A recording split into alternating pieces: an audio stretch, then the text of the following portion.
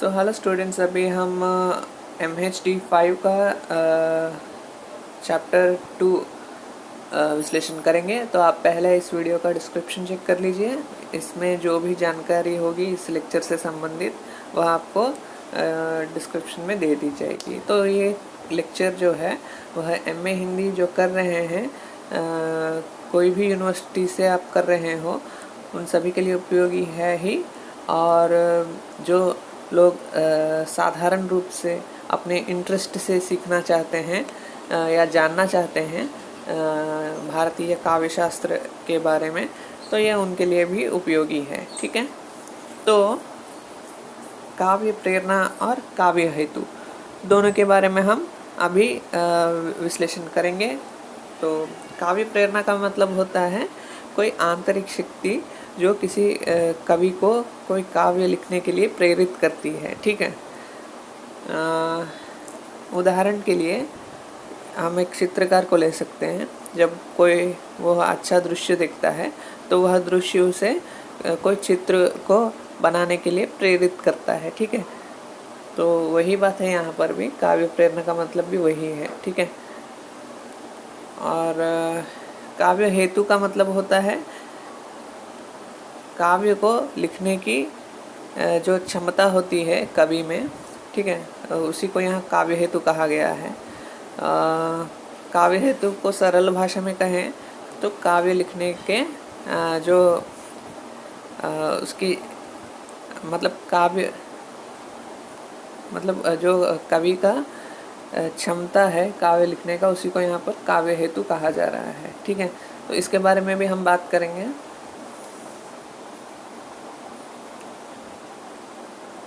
तो यहाँ पर देखिए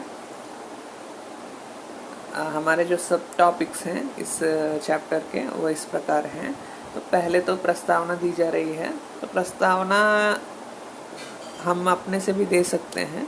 तो यहाँ अभी हमको क्या है कि कंटेंट जो होता है ना, जो मेन कंटेंट होता है उसको यदि हम पहले पढ़ लें तो प्रस्तावना तो अपने आप ही निकल जाएगा। ठीक है, इंट्रोडक्शन होता है प्रस्तावना का मतलब, तो वो तो कंटेंट जानने से अपने आप निकल जाता है। ठीक है, और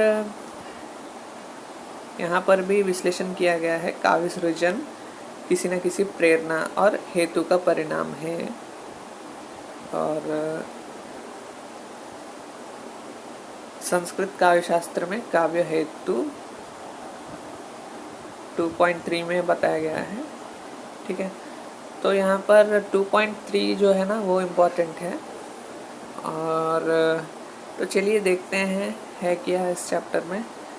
तो बात यह है कि जब भी आप कुछ पढ़ रहे हो ऑनलाइन में या यूट्यूब से पढ़ रहे हो या यूडेमी हमारा जो है उसमें आप पढ़ रहे हो, तो आपको एक बात याद रखना चाहिए कि जो भी आप ऑनलाइन में पढ़ते हैं उसको पढ़ने के बाद या पढ़ने से पहले जो कंटेंट या जो चैप्टर आपको बताया जा रहा है उसको आप एक बार आपका जो पुस्तक है इग्नू का उसमें अवश्य देख लीजिए, पूरा चैप्टर पढ़ लीजिए। क्योंकि जब आप अपने से पढ़ते हैं तो बात बहुत अच्छी तरह से समझ में आती है। ठीक है, अब जो भी ऑनलाइन कोर्सेस हैं या यूट्यूब में जो कुछ बताया जाता है इससे क्या होता है कि आपको एक अच्छा रेफरेंस मिल जाता है। ठीक है, तो आपको दोनों काम करने हैं, आप अपने से भी पूरा चैप्टर आपको पढ़ना है और कुछ बातें होती हैं जो ठीक से समझ में नहीं आती हैं। तो ऐसे समय में क्या होता है कि जो ऑनलाइन लेक्चर्स होते हैं जो यूट्यूब में बताए जा रहे हो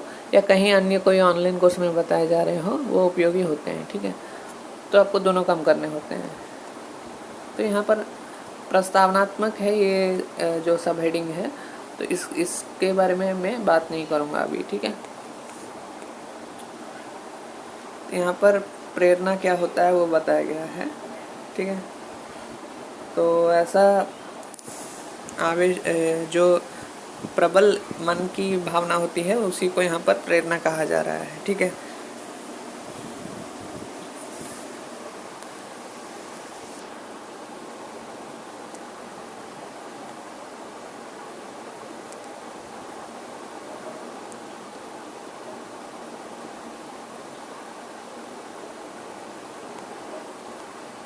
और संस्कृत काव्य शास्त्र में काव्य हेतु पर चर्चा।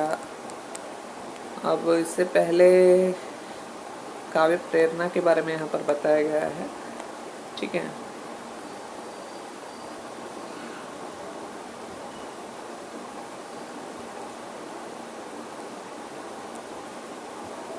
और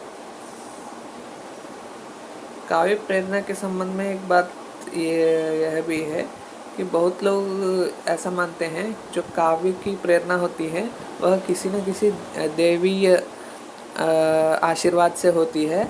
ऐसा बहुत से भारतीय और पाश्चात्य जो कवि लोग हैं या आलोचनाकार हैं उनका ऐसा मानना है।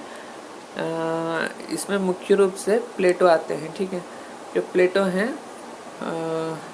उनका यह मानना था कि जो काव्य की रचना होती है वह देवीय आशीर्वाद से होती है, मतलब भगवान के आशीर्वाद से ही कोई कवि कुछ लिख सकता है, ऐसा उनका मानना था।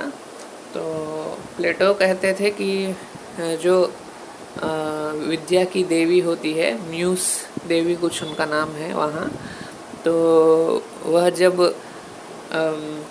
रचनाकार को काव्य करने का कोई आशीर्वाद देती है तो उस कवि से उसकी बुद्धि को ले लेती है, जिससे कि वह काव्य रचना करते समय अपना हृदय या मन का उपयोग कर सके अधिक।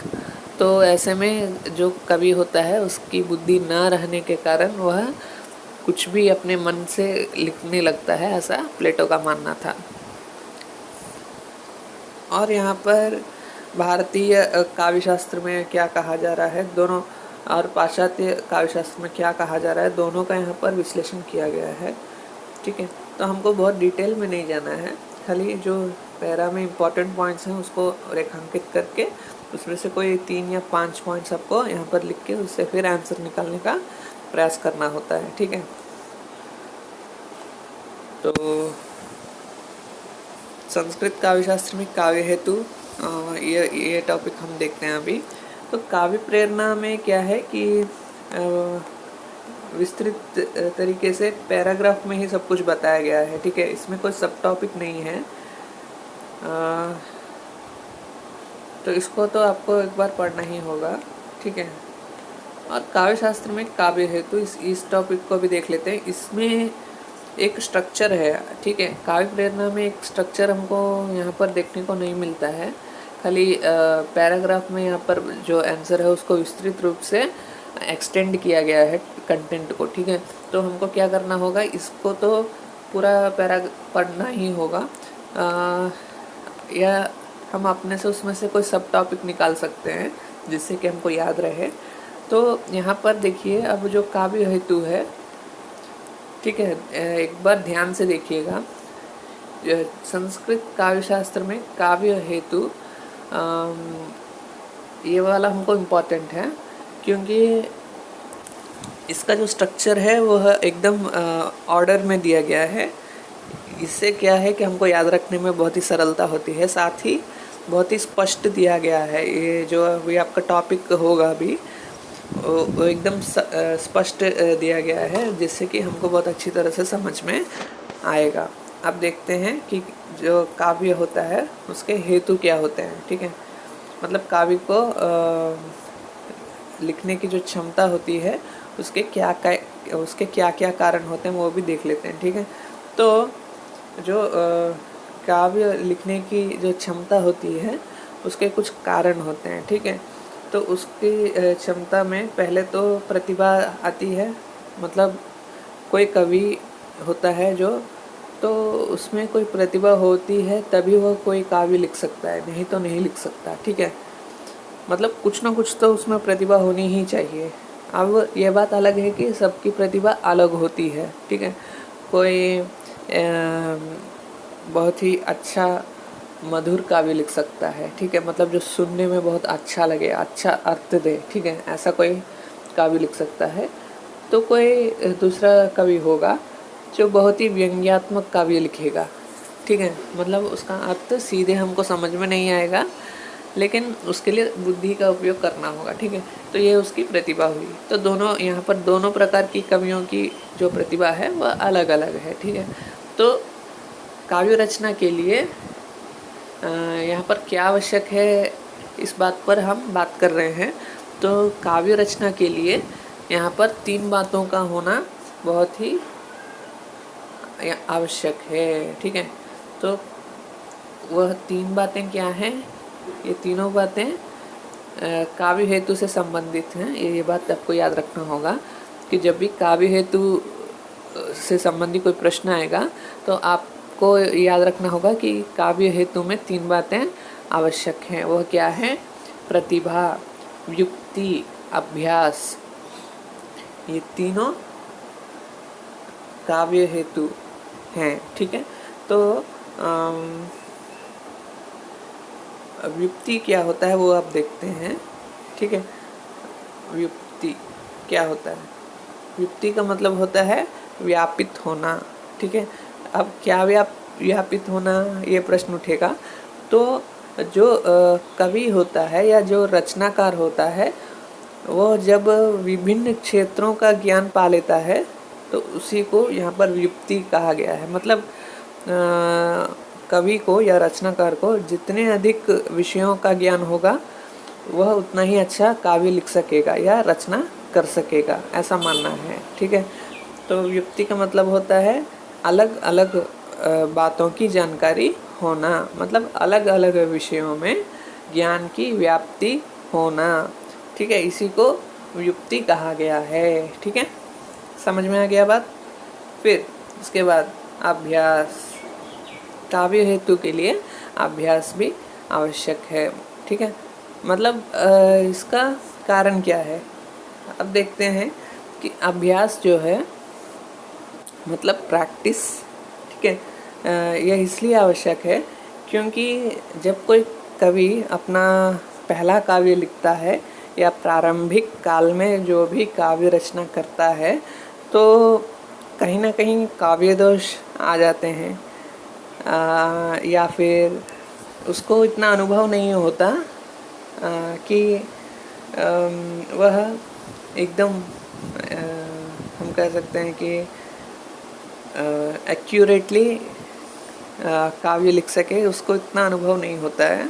तो कहीं ना कहीं कमियां रह जाती हैं। भले ही पूरा काव्य मिला कर देख ले तो अच्छा लगे, लेकिन कहीं कहीं कुछ स्थानों पर कुछ कमियां रह जाती हैं। तो इन कमियों को दूर करने के लिए एक कवि को अभ्यास की आवश्यकता होती है। तो काव्य हेतु में अभ्यास इसलिए आवश्यक है क्योंकि वह जैसे जैसे अभ्यास करता जाता है तो उसकी जो प्रतिभा है वह और भी हम कह सकते हैं कि विकसित होती जाती है। तो इस कारण से भी अभ्यास काव्य हेतु में आवश्यक माना गया है।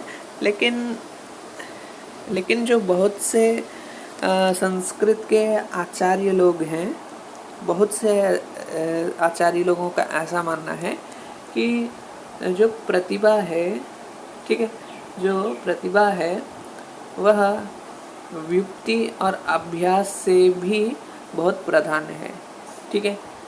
बात आपको समझ में आई? मतलब बहुत से आचार्य लोगों ने बहुत से आचार्य लोगों ने प्रतिभा को व्युक्ति और अभ्यास से भी बहुत महत्वपूर्ण स्थान दिया है, ठीक है। तो भले ही किसी कवि में व्युक्ति ना हो, भले ही किसी कवि को अभ्यास करने का कोई मन ना हो, तो भी यदि किसी कवि में प्रतिभा है तो वह निश्चित रूप से काव्य लिख सकता है, ठीक है। तो उदाहरण के लिए हम ले सकते हैं कि हमारे जो ग्रामीण क्षेत्र के रचनाकार हैं, ठीक है, उनमें से बहुत से लोग ऐसे हैं जिन्होंने बहुत कुछ अभ्यास नहीं किया है, या पहले कुछ 2-3 पंक्तियाँ कविता लिखते हैं, कुछ गाने लिखते हैं, तो उनमें व्युक्ति नहीं होती। मतलब उनको बहुत सी बातों की जानकारी नहीं होती, केवल अपने ही गांव में रहते हैं, ठीक है। तो अपना ही उनका कुछ काम होता है गांव में, बस ये इतना ही सब होता है, और अभ्यास भी वो नहीं करते, क्योंकि उनको ऐसा कोई वातावरण नहीं मिलता कि वो अभ्यास कर सके, ठीक है। लेकिन फिर भी यदि देखिए कि बहुत से ग्रामीण क्षेत्र के जो ऐसे लोग हैं जो गाने लिखते हैं अपने भाषा में, या अपनी जो उनकी ग्रामीण भाषा होती है उसमें लिखते हैं, तो कैसे लिखते हैं, मतलब उनमें प्रतिभा है कुछ, इसीलिए लिख पाते हैं, ठीक है। तो यही बात है कि प्रतिभा को जो है, तो जो प्रतिभा है उसको युक्ति और अभ्यास से भी अधिक महत्व दिया गया है, ठीक है। तो युक्ति और अभ्यास से भी प्रतिभा बहुत महत्वपूर्ण है काव्य हेतु के लिए, ठीक है। बात समझ में आई?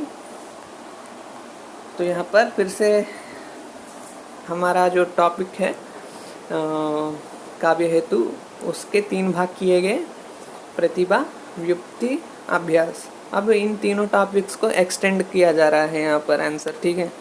तो प्रतिभा से तात्पर्य है काव्य सृजन की शक्ति, इसको एक्सटेंड किया जा रहा है, ठीक है।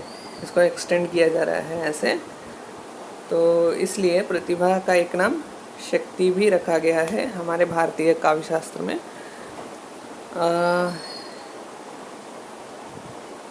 तो यहाँ पर किसने क्या कहा उसकी यहाँ पर उसका यहाँ पर विश्लेषण किया गया है।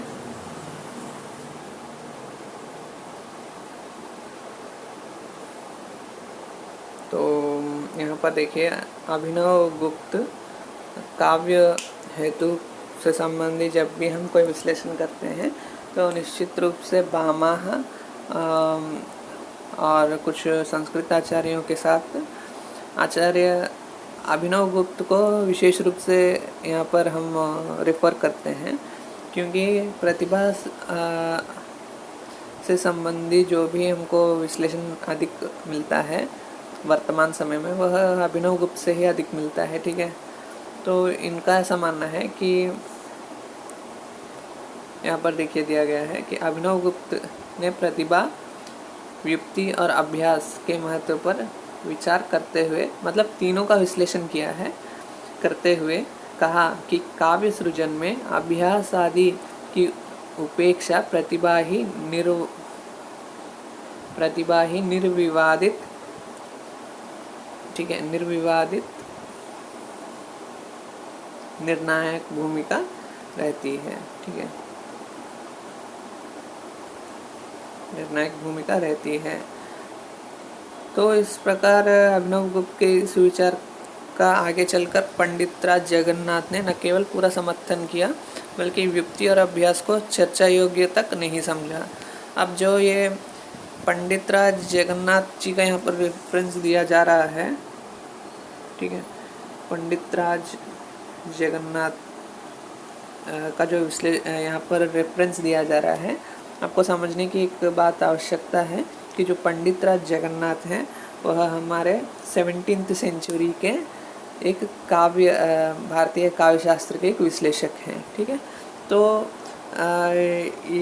ये जो काव्य हेतु पर विश्लेषण करने का जो संप्रदाय है वो हमको पहले से ही देखने को मिलता है, लगभग बामा से लेकर इसको देखा जा सकता है। मतलब इससे पहले भी जब रस का विश्लेषण किया जा रहा था तब भी इसके बारे में बताया गया था, लेकिन उतना उस पर ध्यान नहीं दिया गया था। लेकिन बामा से हम यदि देखें तो इसका विकास अच्छा हुआ है। तो अब ये जो अभिनव गुप्त हैं, यहाँ पर अभिनव गुप्त लगभग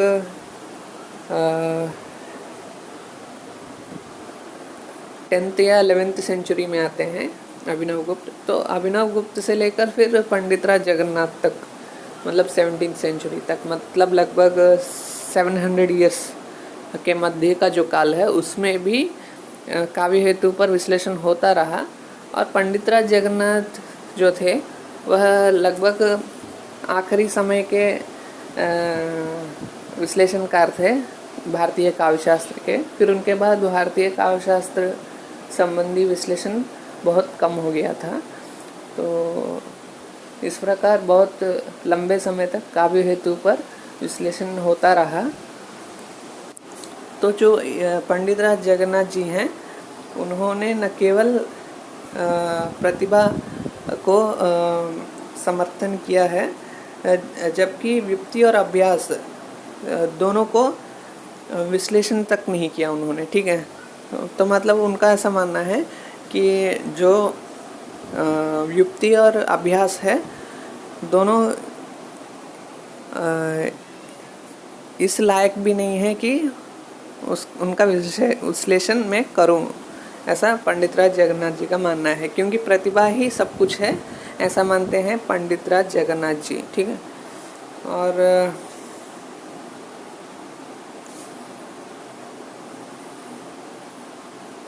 तो उनका एक वाक्य है पंडित राज जगन्नाथ जी का, इसको हम रेफरेंस के रूप में लिख सकते हैं जब हम प्रतिभा के बारे में विश्लेषण करेंगे एग्ज़ाम में। तो ये पंडित राज जगन्नाथ जी का एक वाक्य है, इसको रेफरेंस दे सकते हैं हम। ठीक है, तस्य च कारणम कविगता केवला प्रतिभा, मतलब तस्य च कारणम मतलब जो कवि का मतलब जो कवि का काव्य लिखने का कारण है, वह केवल और केवल प्रतिभा है। केवल, ठीक है, प्रतिभा मतलब प्रतिभा है। ठीक है, तो जो कवि है उसका काव्य लिखने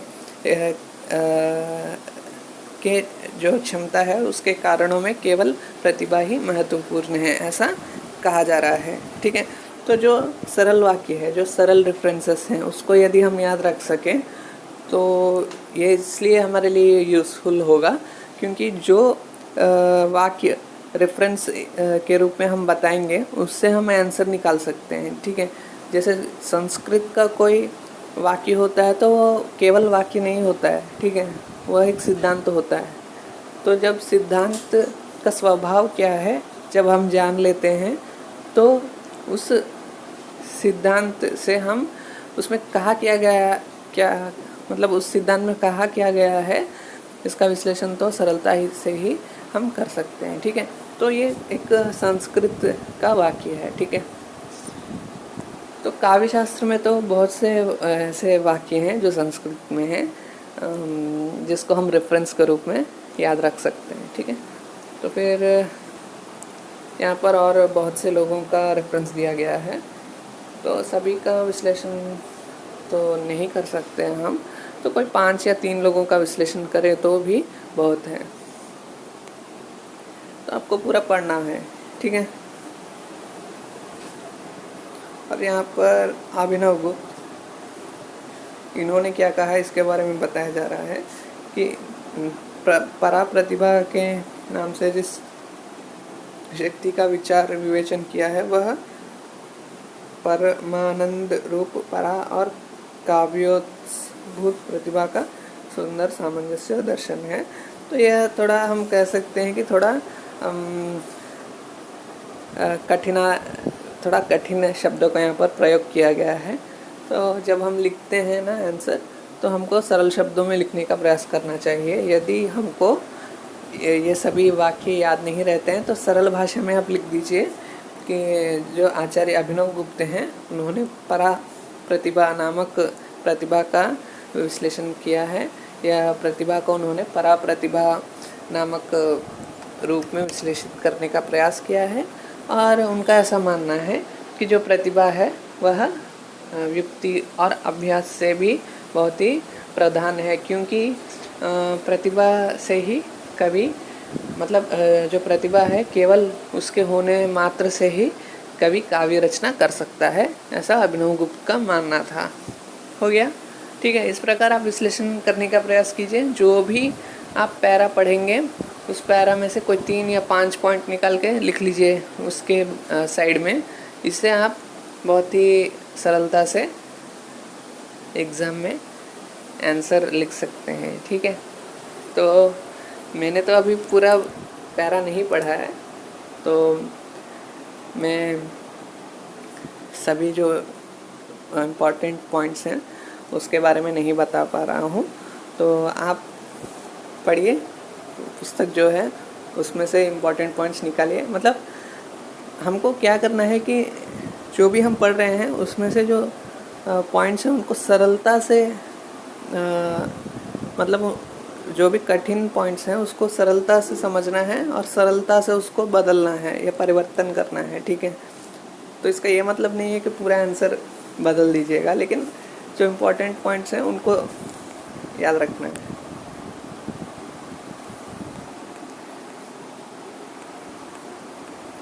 और इस प्रकार किसने क्या कहा है ये सभी यहाँ पर दिया गया है रेफरेंसेस। और जो मम्मटाचार्य हैं, मम्मटाचार्य क्या क्या मानना है वो यहाँ पर दिया गया है। तो मम्मटाचार्य ने प्रतिभा, युक्ति, अभ्यास तीनों को सम्यक्ता को काव्य हेतु माना है।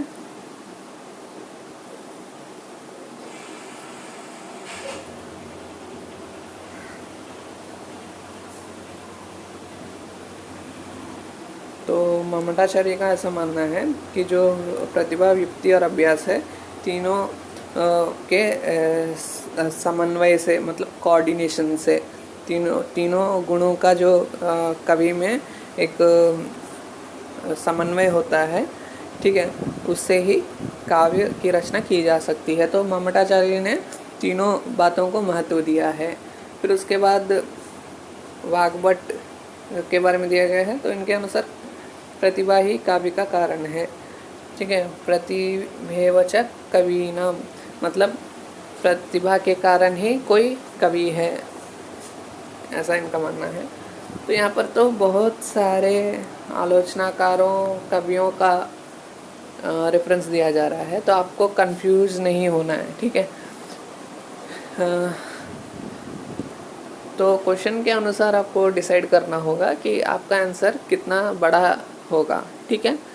तो रेफरेंसेस आप जब भी दें, ठीक है, रेफरेंसेस आप जब भी दें, याद रखें कि बहुत अधिक रेफरेंसेस देने का प्रयास ना करें, क्योंकि मतलब याद रहता है तो आपको अच्छी बात है, दे सकते हैं, लेकिन जब आप बहुत सारे रेफरेंसेस को याद रखने का प्रयास करते हैं एक ही टॉपिक के लिए, तो कन्फ्यूजन हो जाता है। तो कोई 3 या 5 लोगों का ही रेफरेंस याद रखने का प्रयास करें, इससे आपको एग्ज़ाम में बहुत ही कम समय में आपको याद आ जाएगा कि किसने क्या कहा है, ठीक है। तो ये बात है।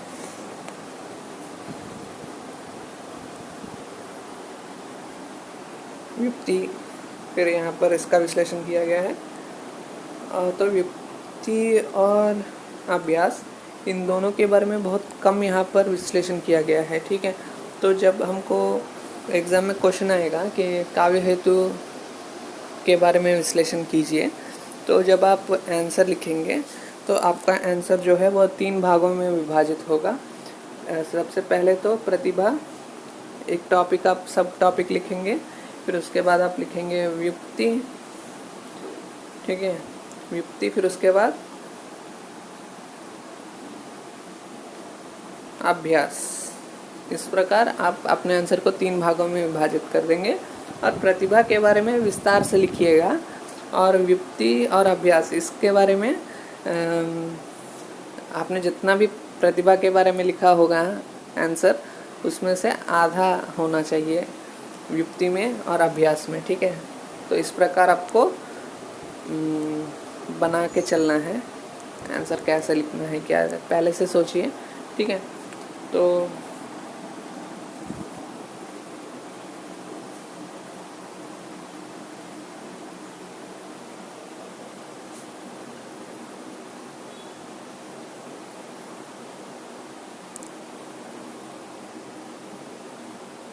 उचित अनुचित का जो बुद्धि होता है वही युक्ति है, और बहुत से बातों की जानकारी युक्ति है। यही सब बातें यहाँ पर बताई गई हैं जिसको हमने पहले भी विश्लेषित किया है, ठीक है।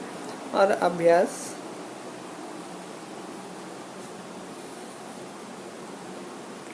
तो यहाँ पर रेफरेंस तो नहीं दिया गया है बहुत, ठीक है, लेकिन युक्ति के संबंध में जो बातें राजशेखर ने कही हैं उसको यहाँ पर रेफर किया गया है, ठीक है। तो युक्ति के बारे में लिखते समय राजशेखर को रेफरेंस देकर आप लिख दीजिएगा कि राजशेखर ने प्राचीन आचार्यों के मतों पर विचार करते हुए युक्ति का अर्थ बहुज्ञता बताई है। इनको एक रेफर कर दीजिएगा राजशेखर को युक्ति में, ठीक है, क्योंकि यहाँ पर तो किसी और का रेफरेंस दिया ही नहीं गया है। तो साधारण सी बात है, जब भी हम युक्ति के बारे में बात करेंगे तो राजशेखर को ही रेफर करके आंसर लिख देंगे, ठीक है। तो इस प्रकार हम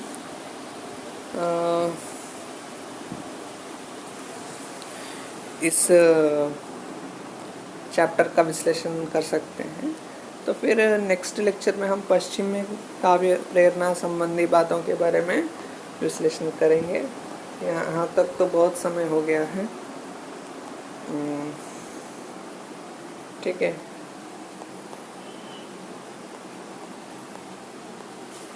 तो अभी हमारा जो टॉपिक है